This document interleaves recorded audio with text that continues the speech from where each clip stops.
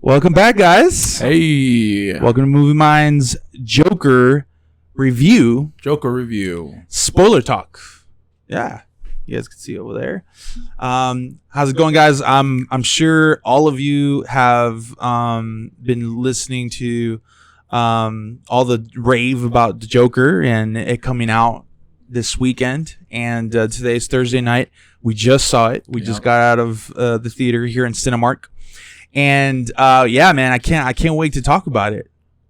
Cool. Yeah, no, it was a really good night at the movies.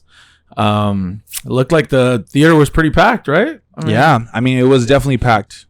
Pretty packed. I'm really happy that the local police force and stuff like that, you could really feel the presence that they were at there. I saw a few SWAT cars, so did I. a few cars and stuff like that. So it was great. I felt pretty safe. It was a good night. It was a good energy. The people at the theater, really happy to be there. Yeah, I also felt the presence of law enforcement. Yeah, I saw a few of them there, and I'm certain that it was because of all the all the stuff that's been coming out about just the warnings and stuff about what this film sometimes does to people. So yeah. Thank you, local law enforcement. Appreciate you guys. Yep. All right, so we're gonna get right into it. Just so you guys know, we're going to break into two parts. The first part is going to be over our overall thoughts and nothing spoilery. So that way you guys don't, come into this video and comment angrily in the comment section. We'll timestamp the video so that you guys know when we will start getting into those things that, you guys don't want to know, obviously, if you haven't seen the movie yet. Yeah. So if you want to hear the spoiler talk, go to this part. But here goes our overview. Okay, cool.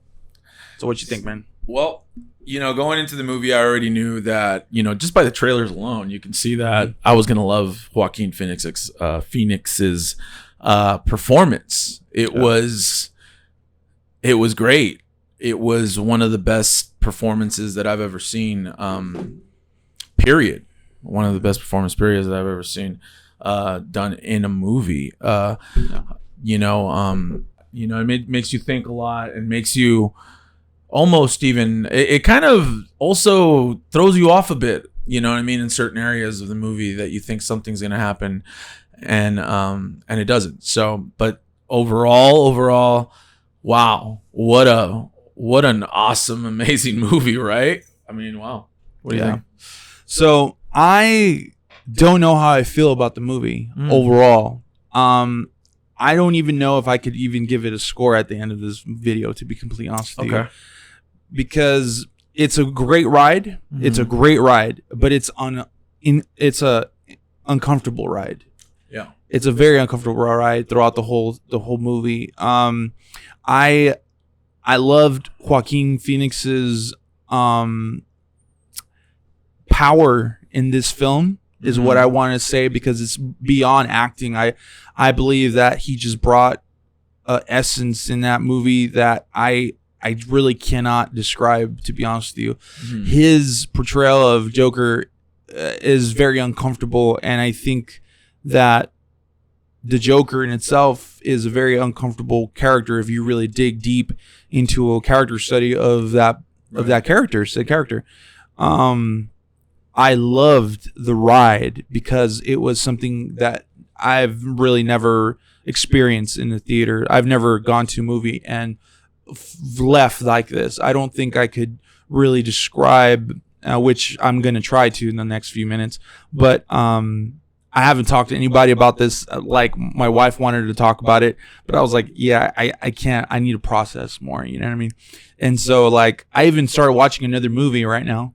I started watching The Chef because I needed to reset my palate, and I was really happy that I could do that. I saw the ending of Chef, but I have a lot to love about it, but there's one thing that I don't feel 100% comfortable with, and I can't wait to talk about it in the spoiler part. Yeah. So I think one of the things that I took from the movie is how realistic it is, how they how they approach the mental behavior part of the movie. It's an issue, guys, and they approach it in the most realistic way that I've ever seen a movie approach that kind of psychosis, like this kind of behavior. And if one thing, and you're absolutely right, it is an uncomfortable movie. It is one of those movies where you're just like, wow, how heavy it's heavy. A lot of people are going to be able to relate to it. I'm able to relate to it a lot. And so it was one of those things. So I could definitely get you when you say it's one of those uncomfortable watches that you almost want to come and watch something else to try to like get your mind to off wash of it it a off. little bit. Yeah, because it is definitely one of those films that are gonna make you leave from the movie feeling a bit distraught, a bit like I don't know if I want that in my spirit, you know. But any kind of reaction that a movie gives you that is that strong, then I believe the film accomplished what it wanted to. Yeah. So, should you go see it? I think so. I think you should go see it. If you are a faint heart and like you feel like you just can't take like a reality check type of deal. I want to say that, for lack of better words. That's the only thing I could say right now. Then I wouldn't do that. I wouldn't see the movie right now. But I encourage everyone to see it. It's a great movie. It's going to be the talk of the town in the next few weeks. So I mean, you got to go see it. You have to. What's your review? What's your score? I'm gonna go ahead and give it a look. The movie has its little issues, which I love when you say slow burn, because it is one of those sometimes at moments slow to me. Not is what I mean by slow. I don't mean by not interesting. I mean there's I'll give it more. I'll say more on the spoiler, but there isn't a lot of stuff happening as far as action and killing. But what there is going on is just almost as powerful, if that makes sense. And so I love the movie. Would I watch it again? I think I'm one of those people that go back to scenes and go watch scenes that I really love and that I really respect. I just watched Heath Ledger's Joker. And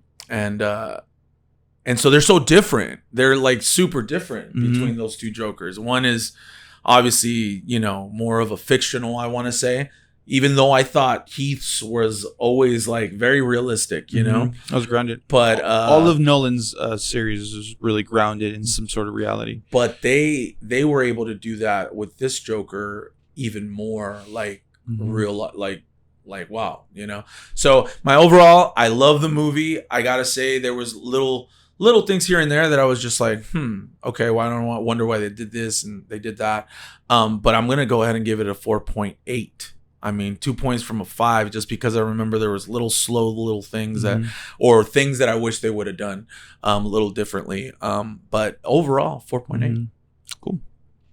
I gotta watch it again. I really don't know. The thing is that the negative part is really it's messing with my whole understanding of whether I liked it or not, to be honest with you. So got it. I'll save my score for later. Oh, so let's go into the spoiler talk. Let's do it. Spoiler. So, okay, so we went over like how'd you feel? What'd you think about Robert De Niro in the whole film? Okay, so Robert De Niro is a character that's his name is Franklin Murray Franklin, and he's a late night show host. If you guys see the previews, you'll see him there. He wasn't in the movie very, like a whole lot, but the places that he was, it's Robert De Niro, so obviously he's gonna do great. He was a jerk, you know what I mean? He was just someone, it's just he was in the show business. Yeah, you could. I mean, you talk about all these great hosts, late night hosts, Jimmy Kimmel, David Letterman, Jimmy Fallon, all these guys, they poke fun at people. Yeah, and he's like that, and he's definitely like that, and so And so what happens at the end to him was very, very, very, very. Did you see that coming? You know, I did. I did see that coming. I didn't see that coming. I saw that coming. I think, you know, okay, so we're spoiler, right? Yeah. So he, at the end, he gets into, you know, right into the ending. Let's go into the ending, right? He comes out, he talks to Robert De Niro, right? Yeah. Robert De Niro's talking to him before he comes out in the late night show. Right. They go to his room and they talk to him, just like, you know, normal. Everyone does that, you know, in a late night show, from my understanding. And so he tells him, hey, you know, what are you going to do? And so the joke, you know, Joaquin Phoenix, his name's Arthur in the movie, tells him, you know, I want you to call me Joker, and that, you know, I've been watching you since I was a kid and everything. And at all this time that's going on, Robert De Niro's character's assistant is trying to tell him not to put him on because of the riots that are going on about we'll get more into it why. But then he comes out and he was ready to kill himself, right? That was the whole scene, that's where right? I'm telling you where I got thrown off, because on the earlier scenes you can see him playing with the gun and shooting himself in the head or under his chin. And so yes, for a minute not for a minute, I always thought that he was gonna kill himself, to be honest. But not before he killed a few people. I thought he was going to kill like a few people. That's what I thought too. That's what I thought. He was going to kill audience members. But I did know, or I felt that he was going to kill Robert De Niro. Yeah. Because Robert De Niro puts on a tape that he got because he's trying to be a comedian. And so Joaquin Phoenix is trying to be a comedian. He went to a comedy show. They recorded him. And he really was bad, even though to him it didn't seem like he was bad, to the Joker, but he was. And so they were able to get those clips. They put it on national TV. Joker saw that, and then for whatever reason, fate, whatever, they called him afterwards because there was just such a great, you know, response from the audience about what he did, about them making fun of him. And so he accepted, and I guess, you know, right off the bat, he already knew in his mind. So you did see that coming, where he saw that coming with Robert De Niro. I feel like Robert De Niro was kind of like a cherry on top on the whole thing. Like I feel like it could have been anyone. Robert De Niro was underused, I believe. Like I don't even really see Robert De Niro as a host, and that's kind of like one of the things I felt like. I'm like, why is Robert De Niro in this again? I love the fact that he is there, and I think it was more so because it was kind of like taking from Taxi Driver. Okay. And so I feel like they did it because of that, but overall I feel like Robert De Niro was underused, and just kind of like it was just like the cherry on top of the whole film. Which, I mean, why not use Robert De Niro? Right? Well, in Casino he was a late night show too. In Casino, for a little while, same thing. Like I just don't feel I don't feel that he would naturally be that, but. Overall, like I'm glad he was in the movie because it's great to see Robert De Niro. I just feel like it was a little underused. Yeah, that's what I think. Yeah. I think the reason why they got someone like Robert De Niro, because he was able to really deliver that kind of like jerk kind of way, but not in a way where you like dislike him completely. Because I didn't dislike him completely. I wouldn't say I'm like, oh man, I hated Robert De Niro. No. But he was, you know, like Ish said, you know, the typical late night host that makes fun of something that, you know, and typically people would be just like, yeah, I was one thing I would say is that Robert De Niro in a comic book movie, finally. Oh wow, I didn't even think of it that way. How cool is that? Yeah. That's the age that we're living in now. Robert De Niro, man, one of the heroes of the acting. He was great. Yeah. Okay, so I mean, the other actor that is only worth mentioning right now is Joaquin Phoenix, right? Yeah. I mean, we talked a little bit about him. Like, is there anything that you disliked that you liked about that you really, really liked about him? Like, I felt like there's nothing that he did wrong. I just felt there were some things that sometimes I feel like the movie did, and it was I know it was to get sometimes a laugh, but it was a very dark laugh almost.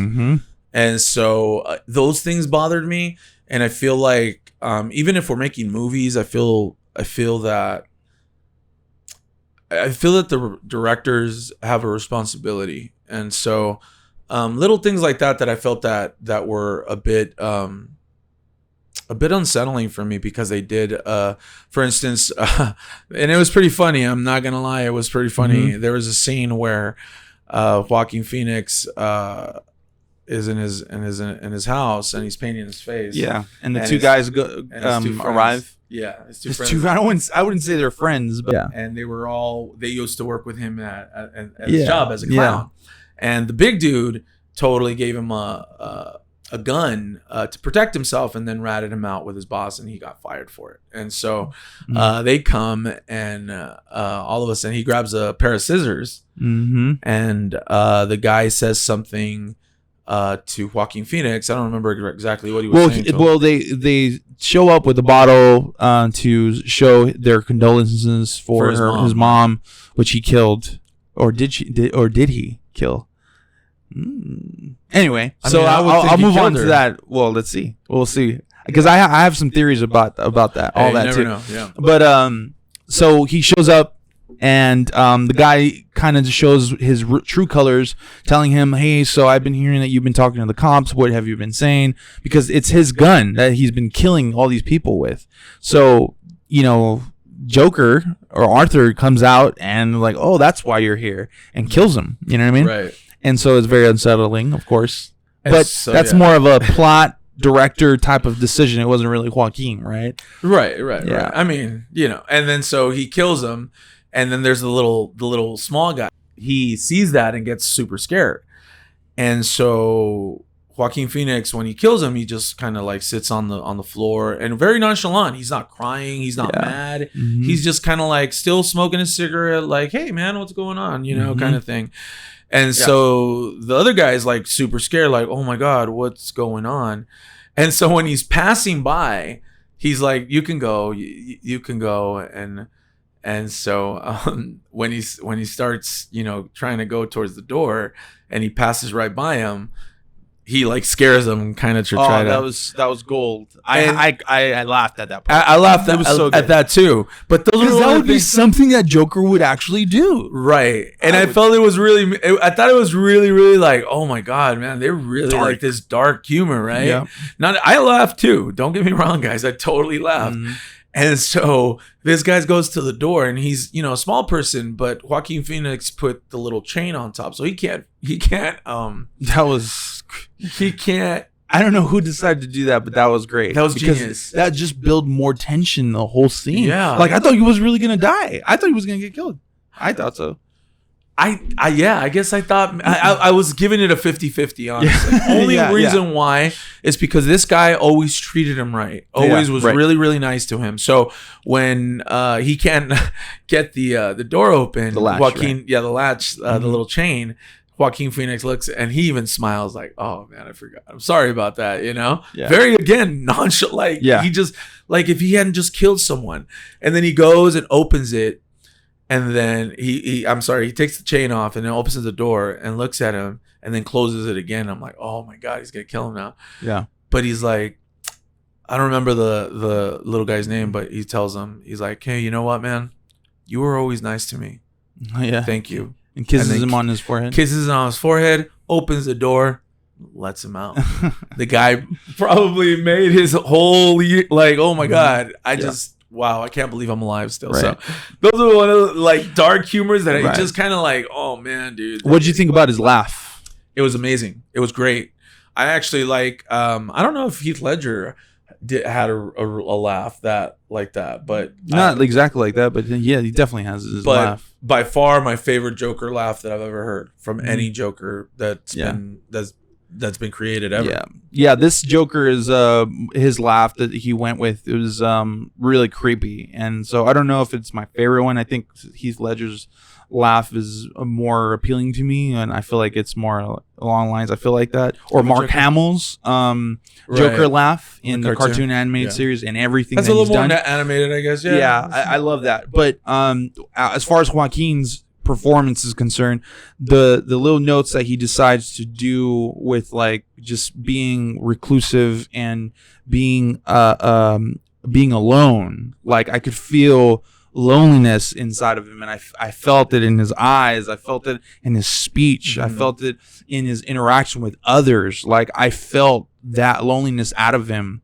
and I don't know if it was because of the directing, how well it was done, or was it because Joaquin Phoenix just portrayed that. And so that's kind of like something I'm trying to figure out still. But Joaquin Phoenix's transformation to Joker, which actually I really truly believe, I know there was a moment where he kind of switched, and he kind of like went back to, he actually started like accepting it. I think when he started getting fired, when he got fired and all that stuff, all that part is when he started really accepting it. What we saw, right? And I'll tell you guys why that I say it like that, because Joaquin Phoenix's transformation in that scene that you were talking about, it was just all Joker. Like I just it felt like it when he got to the subway. The whole part when he's actually entering into the actual stage in the late night talk show, all of that, man, super Joker. I just love that. That was like the cherry on top, and that's kind of what I wanted to ask you. What would you say if you had to pick? What's your favorite part, or maybe even not maybe the part, but maybe act of the whole movie?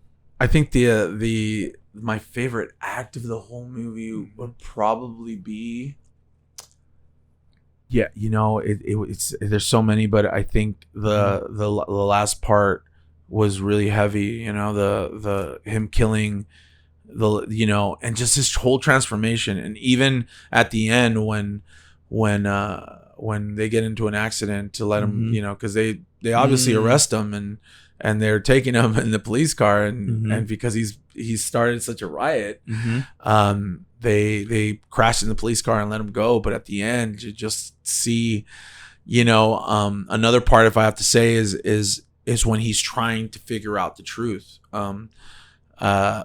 So when he finds out the truth, and we'll get into that his adoption, and he finds out the truth, the way that he handles it. And I think one of the things that we have to say about this movie also is that I love the way they approach the whole thing about his laugh, that it was a condition, right? So when you guys see the movie or the trailer, if they're here now, I'm pretty sure they already watched the movie. Right. Spoiler talk. Yeah, exactly. So if one of the parts in the trailer where he's like smiling at the kid, and the lady, tells him, to stop doing that, he starts laughing. And I was like, what the heck is he doing? Why is he laughing like that? But then it comes out that he has a condition of laughing. So I guess when he gets anxiety or gets angry or gets, nervous, there's a laugh that just comes out of him. Just like a very, very weird laugh. And you can see that he doesn't want to do it. He's like, I'm sorry. He's holding it in because it's something that's wrong with him. But I would say those parts, man, really, really resonate. I love the way that they handled it. I love the way that he's coming down the stairs, and you can see in that movie too, the way he's coming down the stairs, and he's just like excited. That was really cool, is because every single time before that moment, he was going up the stairs, and it was like a struggle for him. Like I don't know if you noticed that, but like I caught that the last time. I was like, oh yeah, he's like dancing back down as the Joker. So I feel like he was like struggling with himself, up and up. I feel like that's symbolism of the director. That's awesome. Yeah. What about you? What was your? My favorite part would have to be in the actual late night talk show when he was telling a joke, after he said the knock knock joke, and then he started looking at his book, which, by the way, the journal that he had. I love what it says in there. Oh my gosh, so good. And then so the line was like, I hope that my death makes more sense than my life, right? And so I think that's when he switched. Like, he was like, wait, why am I gonna end my life right now? I feel like that was the moment that he kind of felt like there's more to my whole life. And him not exactly, because I truly believe that moment he was about to do it, and then that line reminded him that he has that's wrong. Like he could still have a life of purpose or like of meaning, right? Which is, to be honest with you, a little uneasy for me, because I feel like that's kind of the problem that I have with the movie. And so that's kind of what I want to move on next, is if you would like to talk about, what do you think the message of this movie is? it's a little bit controversial right now, right? Because the press wasn't there and this and this. Well, I think the message is definitely what I started talking about in the beginning was it's the behavioral health issue, and it really explains very, very thoroughly how one can get to that place, you know, and you know, throughout the whole movie you can see, you know, his file, and that, you know, obviously he finds out that he's adopted, physical abuse, just a bunch of just, you know, and you see in the movie how horrible people are. Yeah. You know, and they're just mean. In the beginning of the movie, you know, they steal his sign. He's trying to, you know, make an honest living, and they steal his sign. He runs and he gets beat up, and then he's in the subway, and you know, he has one of those uncontrollable laughs, seizures again, and the people that were picking on a lady there, you know, the three guys, that started the whole thing pretty much, right? The whole that was the breaking point. You know, they start picking on him, and I'm gonna say, you guys, this is the first time that I really feel like, I hate, you know, killings and everything like that, but these guys, wow. So they hit him and they knocked him down and they kick him, and they didn't know he had a gun, and so he comes out and shoots them. And honestly, I didn't feel bad they were so mean to him. Like, they were really, really ugly people. Yeah. You know, you take the good, you know, you take the good and becoming a good person, you know, and saying, you know what, maybe I should be better to that waitress when I go to a restaurant and become a better person. Maybe I should ask for my coffee in a nicer way, because you don't know what people are going through. You just don't know what they're going through. And so, if anything, this movie really, really taught me to be more conscientious about that stuff, and obviously, and just noticing that there's an issue with how people, you know, digest and intake information, or intake, you know, emotion, or just cruelty, you know. Yeah. So the acting above my expectation. The plot was actually surprising. I love what they did with the plot, and I think I'll talk about that a little bit more later. But the story of it, directing, everything was amazing. But I still feel very uncomfortable with the message, and I see where you're getting from, or how you got where you got right now, because I do see that. I see a lot of potential in good from being drawn from this, but I still feel very uncomfortable in the resolution, the resolve of the whole movie. Yes, it's an artistic, you know, medium, and there's different, you know, types of ways to interpret even this movie if you want to interpret it, and I'll talk about a little bit more about theories and stuff like that, which I want to really dive into it. But I feel very, very uncomfortable with saying that I loved this movie, just because I felt uncomfortable almost throughout the whole film, and I know that there's, like, the spotlight was on mental illness, and I do appreciate that that's being brought up. But I do feel like it's a little bit praised a bit much, and like, I can see how you can see that. The outcome of it, and the way the final scene where he's just being cheered and he's like dancing, and he's doing that flamingo thing, right, where he was dancing, and I feel like that was his like Zen mode, like he was just accepting, this is me, this is who I am. And like people around him was like cheering him on for doing the things that he was doing, and I hope that that's never interpreted in another way, you know what I mean? No, and so that's why I'm a little conflicted with my even score. Like I know it's a great, well-made film, but I feel that the responsibility of like a film like this, that big. Well, I mean, that's a lot of responsibility on it. Between you're going to get film is going to make you feel a certain way, but yeah, and that's why I feel like conflicted, because I know it made but me if you feel know that a way. The story was, you know, again, for me, right? Everybody has their own way, but we should always be able to subjectify film, even if it does carry maybe the wrong message. Okay, so there's a lot of this just so happens to be something psychotic and crazy, but I mean, we can pretty much put this on a comedy that's probably promoting sexual deviance or Right. sexual. You know what I mean? There's a lot of things that we can kind of, derivative of things like this. But I think we should always be, okay, you know what? Even though I may not have been uncomfortable, it kept me interested throughout the whole movie. And, I love, For sure. taking away from everything. I'm sorry. Not saying nothing about the story, the cinematography, the camera angles, just the way that he shot the movie was beautiful. Yeah. He really caught the essence of that year, of that. You know what I'm saying? Him waiting for the curtain, and he has a cigarette, and he's just waiting there, just looking at nothing, and like just waiting there. Oh my gosh, that scene, that whole frame was amazing. Which one was that one? I'm sorry. Fantastic. He's already in a get up. He's waiting to go outside, go out to the stage. Oh yes. And he's like just there. He's just like with a cigarette and like just thinking, and you could just see the process of this guy. And that frame was it's just everything in the film. I feel like that shot was great, man. Is a whole like merging of the whole film, like if anything. So that's for me. I love what you said. You're totally right. I love the way it was shot. And so that's why we have to be. I look, like I said, I said that I wouldn't probably watch it again just because it is a bit too dark for me as far as like wanting to sit through something like that again. Yeah. But I have to be honest, it was super entertaining. It was really, really entertaining. Yeah. And I gotta say. When I saw Bruce Wayne, when I saw Bruce Wayne, I was just like, "Oh, thank you." They had a little connection.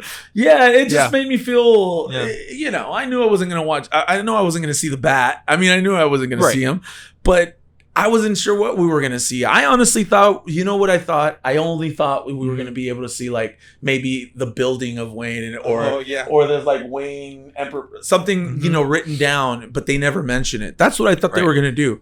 They don't.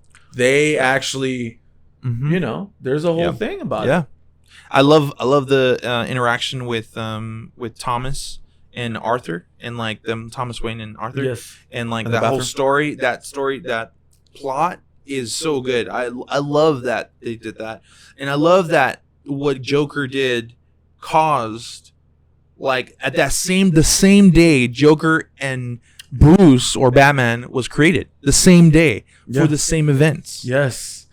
Wow, I didn't look at it that way. You know what I mean? I was so good. I love that, and I thought it was cheesy at first when he was at the gate and he was like making him smile and like interacting with little Bruce. But when the payoff came, I was like, okay, now I see why. So the reason why he was in front is because inside the paperwork, I'm sorry, not the paperwork. I'm sorry, his mom. Right. His mom explains to him that he opens a letter and reads a letter that his mom is sending to Thomas Wayne, and it says there basically that it said in the movie that she worked with Thomas Wayne for a long time as I don't know, maid or something, I don't know. Yeah. And so it says that they had relations and they had Arthur, which so for a while there, Arthur, Joker, Joaquin Phoenix thinks that Thomas Wayne is his dad. And so when he goes to the Wayne residence, outside the gate, there's little Bruce Wayne, and so he wants to talk to his dad. And then I think, could you say that was Alfred? Yeah, most was definitely. That Alfred? Okay, yeah. So there was a butler there with Bruce. They never say his name. Yeah, but it was definitely. But it was and he's a very different Alfred too, I must say. Yep. It seemed like he was kind of evil a little bit, because of the way he wasn't evil, but he was like protecting Little Wayne. I get it. It's just not the way that I'm used to watching an Alfred. And so he basically tells him, "You're crazy," and he leaves because they're gonna call the police. So on that, I want to kind of bring up two theories that I have. Okay. On this movie, and I mean, I guess we could wrap it up there. Okay. But like the first theory of mine is that, so this is something I love that they did in the film. It keeps you guessing what is reality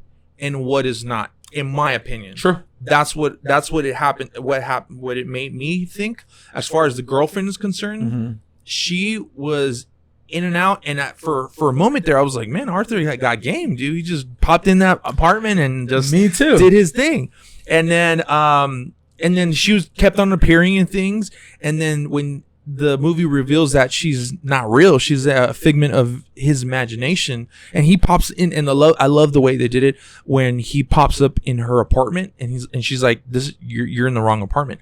That whole thing, I was like, whoa, I did not see that coming. I was like, what is she talking Yeah, about? exactly. I love that. And then also with the mother, like her being kind of ill as well, and diagnosed with a mental illness as well. And she wasn't a hold of reality because she thought that Arthur was Thomas Wayne's son. Right.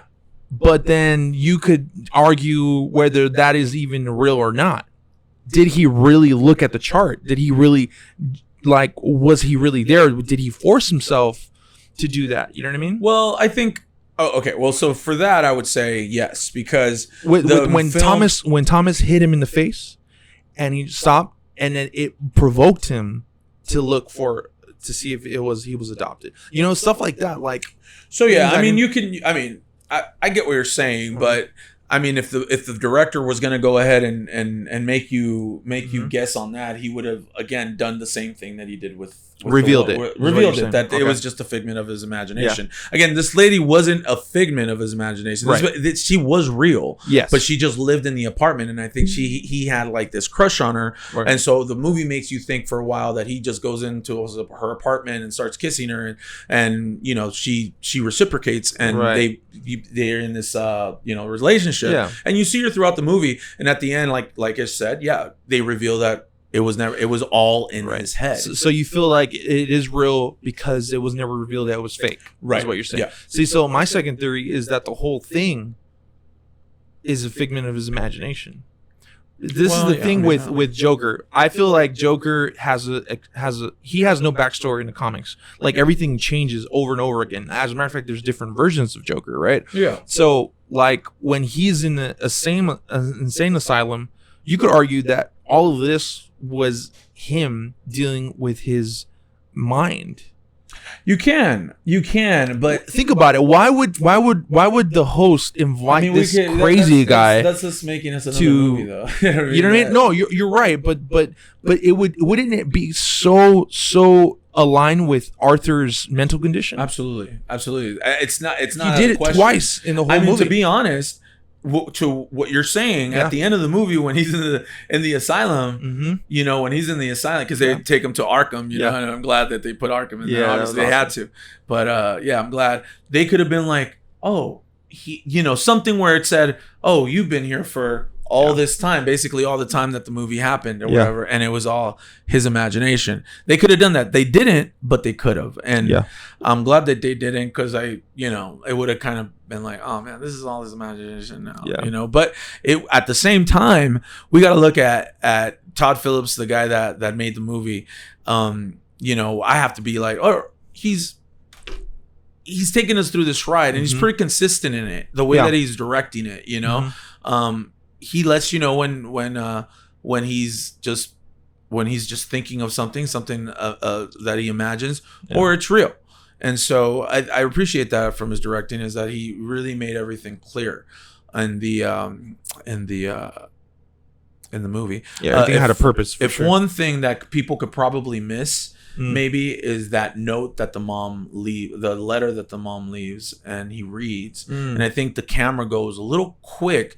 I mean, I'm a pretty fast readers, but I could tell that maybe people could be like, oh, well, why is he, what's going on, or what's going on in the film, why is he, and they won't find out until he brings it up later on, right? Like a scene or two later. But if anything, that was the only thing that felt a little bit like, all right, man. And the paperwork that he stole from the guy, right? At Arkham, it's an adoption, and so he was that kind of was fast as well. Like I agree with you. Excuse me. And so but like I said, the movie was great, man. I mean, if I have to give it a score, I would probably. I want to say, just because as far as technique is concerned, in my opinion, of course, my humble opinion, I think everything was just a home run with that. I just really don't feel ease with the message, but I would give it a 4. And of course, it's a great movie. So what do you think, though? Do you think that because he didn't die, Do you think they can do something like a sequel to this? Todd Phillips has said that he's not going to do a sequel. Okay. Yeah, so I don't see that happening. But he said money never talks, man. But he said never say never. He said never say never, because money talks, and this movie is gonna make some pretty good R-rated. Yeah, for R-rated, super R-rated, guys. So it is just be warned. R-rated. There's no nudity in it or anything like that, but the violence in it is super crazy. He went Joaquin Phoenix. I have to say this. Joaquin Phoenix. He's been doing interviews, right? And Ish told me that he just walked out of one because they asked, and we talked about it in the other show. Yeah. He went on the Jimmy Kimmel show, okay? Oh, dude, yeah, I saw that. And it was awkward. This guy is so awkward but it's such good TV, right? Really good TV. They show him, and it's all over the internet. You can watch it. They show him some scenes of him when the movie was going on, some outtakes. Yeah, they were filming, and like he was talking to the DP. Yeah, and he was basically being to me, it didn't seem like he was a big jerk. He was just telling him, why are you whispering? You're kind of breaking his concentration. And then I think the guy said something about him being a diva, being Cher, and then and then he's like, "Well, I'm not offended. You're talking about someone that's a fashion icon, songwriters, all this other stuff." And that's so, not an insult. But when he came back to the Jimmy Kimmel, when it came back, he was just like, you could feel the uncomfortableness, like the awkwardness. Like I'm like, oh my god, Todd Phillips and Jimmy are probably gonna get it after the show for showing that, because he looked pretty upset. He shared a story about because they asked him if he dances, and he's like, yeah, I used to dance, a bunch of stuff. I used to break dance, and and then they say to him, he's like, oh, so you used to break dancing for like with a cardboard outside and people? He's like, no, like in my room, just by myself. And then Jimmy kind of makes a little joke like, oh, so you were just in your room by yourself breakdancing? He's making like fun of him a little making bit. fun of him, kind of like the Joker kind of thing, like dude, that. I'm telling you, dude, right? it's so weird. And the people laughed in the audience, and he's like, why are you guys laughing? It's not a joke. It's not a joke. I was very passionate about it. Yeah, like he says it seriously. So, dude, I felt like, now that I watched the movie, I'm able to be like, whoa, dude, did he forget who he is? He's Joaquin Phoenix, and he's always been like that though. But yeah, exactly, he has. But it just seems like very, very uncomfortable because of it. But it was crazy, man. Yeah, guys. So I know you guys are all gonna watch it. If you watched this, you probably already did. Right. So thanks for sticking around, guys. I appreciate you guys watching. Thanks, man. Be careful out there with the movie. I know Friday, Saturday, and everything. There's gonna be a lot of people out there, and a lot of people that went to go see the movie. And just be careful out there. Just be vigilant. Just take care of your surroundings. Yeah, for sure, guys. All right, and remember, stay moving.